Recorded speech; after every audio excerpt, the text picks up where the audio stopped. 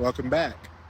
We cultivate love and we allow our most vulnerable and powerful selves to be deeply seen and known. Brene Brown. Part 4 of my Project Hail Mary series, and this one is about Rocky, the character that I think most people who read this book or saw this movie just fell in love with. And I get it. Today I want to talk about specifically what Rocky actually represents, for me at least, because I don't think it's just a great alien character and a great science fiction story, and he's not just a funny gag character either. I think Rocky is the heart of this story in many ways, and the reason why is something we all spend our entire lives searching for: safety. My observation today: safety is our most innate need, and sometimes we find it in the most unexpected of places. From the very first moment Grace and Rocky meet one another between their vessels, there is already something that's beginning, building, right?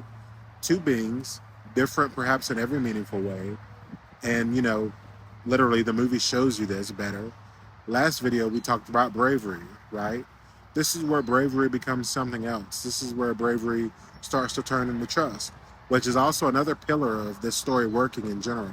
And what I love about the way the story builds their relationship is nothing feels rushed.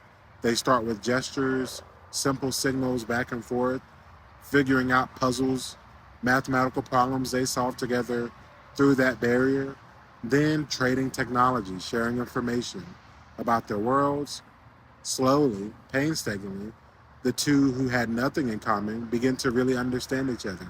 They build this shared language in more ways than one.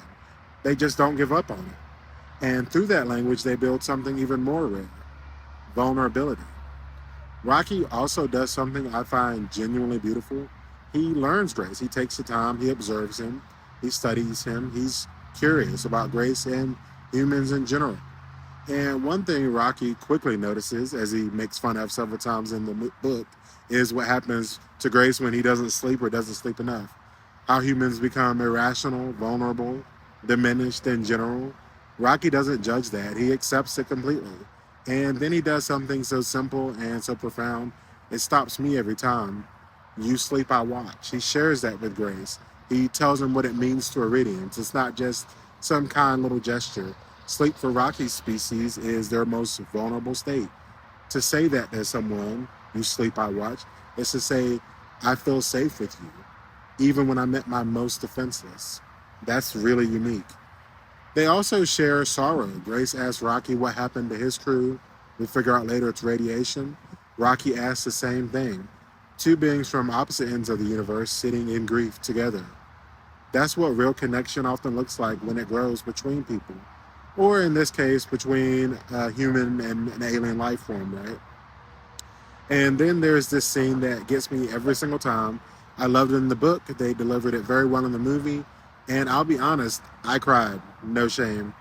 After barely escaping Adrian's atmosphere, Grace is trying to manage the ship's various systems. The centrifugal force becomes extreme. His face is being suddenly smashed into a panel.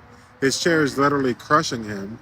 He is there potentially dying, and Rocky does something that goes against self-preservation, arguably. He leaves his pressurized bubble, what that was meant to keep him safe. The atmosphere outside could literally kill him, would likely kill him, and the mission could have ended right there. But Rocky reaches out anyway to his friend. Self-sacrifice is one of the highest forms of care that exists. It is to say, you are safe even if it costs me everything. That's rare. The scene that hit me so hard because of what it represents is Grace watched Rocky sleep, Rocky watched Grace struggle, two beings taking turns holding each other through the impossible. And I think that's just what it really looks like when we're connecting with somebody. That's what it means to be seen. That's what it means to be loved. In our worst moments, in our most vulnerable moments, and to have someone still decide you are worth staying for, you are worth breaking out of that bubble for. James Ortiz brought Rocky to life through a puppetry and performance in a way that was just remarkable. It gave it every bit of the life I expected. You feel Rocky's joy, his subtle reactions. You feel his curiosity. You feel his love for Grace. You feel their connection in every interaction.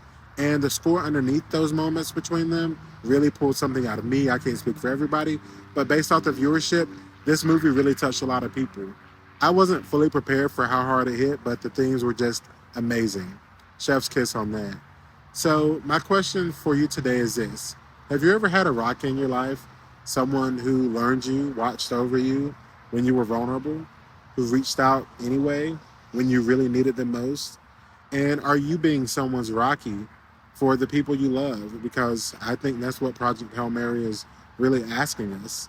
Rocky is the heart of this story, not because he's the hero with grace, but because he shows us what it means to truly show up for someone else. You sleep, I watch. That's the message. That's my observation for today. See you next time.